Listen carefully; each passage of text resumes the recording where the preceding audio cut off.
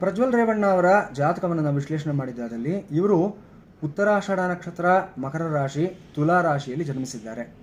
ರಾಶ್ಯಾಧಿಪತಿಯಾದಂತಹ ಶುಕ್ರ 9ನೇ ಮನೆ ಭಾಗ್ಯದಲ್ಲಿದ್ದಾನೆ. ಹಾಗೂ ಮನಃಕಾರಕನಾದಂತಹ ಚಂದ್ರನ ಜೊತೆಯಲ್ಲಿ ರಾಹು, ಚಂಚಲಕಾರಕನಾಗಿರ್ತಕ್ಕಂಥ ರಾಹು ಸುಖಸ್ಥಾನದಲ್ಲಿ ಕೂತಿರೋದು ಬಹಳ ಪ್ರಮುಖವಾಗಿ ಗಮನಿಸಬೇಕಾಗಿರ್ತಕ್ಕಂಥ ಅಂಶ.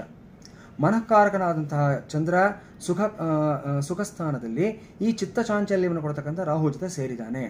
ಅಂದರೆ ಈ ವ್ಯಕ್ತಿಗೆ ಮನಸ್ಸಿನಲ್ಲಿ ಚಿತ್ತ ಚಾಂಚಲ್ಯ, ಚಾಪಲ್ಯ ಇವೆಲ್ಲವೂ ಜಾಸ್ತಿ ಆಗತಕ್ಕಂಥ ಸಾಧ್ಯತೆಗಳು ಸುಖದ ವಿಚಾರದಲ್ಲಿ ಹೆಚ್ಚಾಗಿ ಗೋಚರವಾಗ್ತಾ ಇದೆ. ಅದೇ ಪ್ರಕಾರವಾಗಿ ಶಯನ ಸ್ಥಾನಾಧಿಪತಿಯಾಗಿರ್ತಕ್ಕಂಥ ಬುಧ, ಈ ಬುಧನ ಒಂದು ಪೊಸಿಷನ್ ಸಹ ಬಹಳ ಮುಖ್ಯ ಆಗುತ್ತೆ.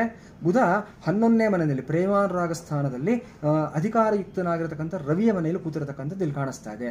ಅಂದರೆ ಪ್ರೇಮಾನುರಾಗದ ವಿಚಾರದಲ್ಲಿ ಅಧಿಕಾರದ ಬಳಕೆ ಅಥವಾ ಅಧಿಕಾರದ ದುರ್ಬಳಕೆ ಆಗೋದಕ್ಕೆ ಇದು ಪೂರಕವಾಗಿ ನಮಗೆ ಮೇಲ್ನೋಟಕ್ಕೆ ಗೋಚರವಾಗ್ತಾ ಇದೆ. ಶುಕ್ರ ಚೆನ್ನಾಗೇ ಇದ್ದಾನೆ 9ನೇ ಮನೆಯಲ್ಲಿ, ಕಳತ್ರಕಾರಕನಾಗಿರ್ತಕ್ಕಂಥ ಶುಕ್ರ. ಹಾಗಾಗಿ ಇವರಿಗೆ ವೈವಾಹಿಕ ಜೀವನ ಚೆನ್ನಾಗಿರಬಹುದು ಅಂತ ಒಂದು ಹಂತಕ್ಕೆ ಅನಿಸಿದ್ರು ಸಹ ಸಪ್ತಮದಲ್ಲಿ ಕುಜ ಕೂತಿರತಕ್ಕಂಥದ್ದು ಸಂಗಾತಿ ವಿಚಾರದಲ್ಲಿ ಇವರ ಒಂದು ಧೋರಣೆಗಳಾಗಲಿ, ಇವರ ಒಂದು ವರ್ತನೆಗಳಾಗಲಿ ಇವೆಲ್ಲವೂ ಸಹ ತುಂಬ ವಿಲಕ್ಷಣವಾಗಿರುವಂಥ ಎಲ್ಲ ಸಾಧ್ಯತೆಗಳು ಸಹ ಇಲ್ಲಿ ಕಾಣಿಸೋದಕ್ಕೆ ಈ ಒಂದು ಗ್ರಹಗತಿಯು ಸಹ ಪ್ರಮುಖವಾಗಿ ನಮಗೆ ಕಾಣಿಸ್ತಾ ಇದೆ.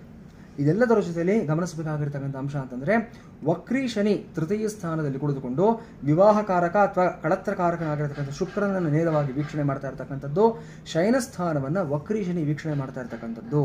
ಶಯನದ ವಿಚಾರದಲ್ಲಿ ವಕ್ರಿ ಭಾವಗಳು, ವಕ್ರಿ ಮನಸ್ತತ್ವಗಳು ಮತ್ತು ಒಂದು ಚಿತ್ತ ಚಾಂಚಲ್ಯ, ವಿಕೃತಿಗಳು ಇವೆಲ್ಲವೂ ಬರೋದಕ್ಕೆ ಪ್ರಧಾನವಾಗಿ ವಕ್ರಿ ಶನಿಯ ಒಂದು ಕಾರಣವೇ ಇಲ್ಲಿ ಗೋಚರವಾಗ್ತಾ ಇದೆ.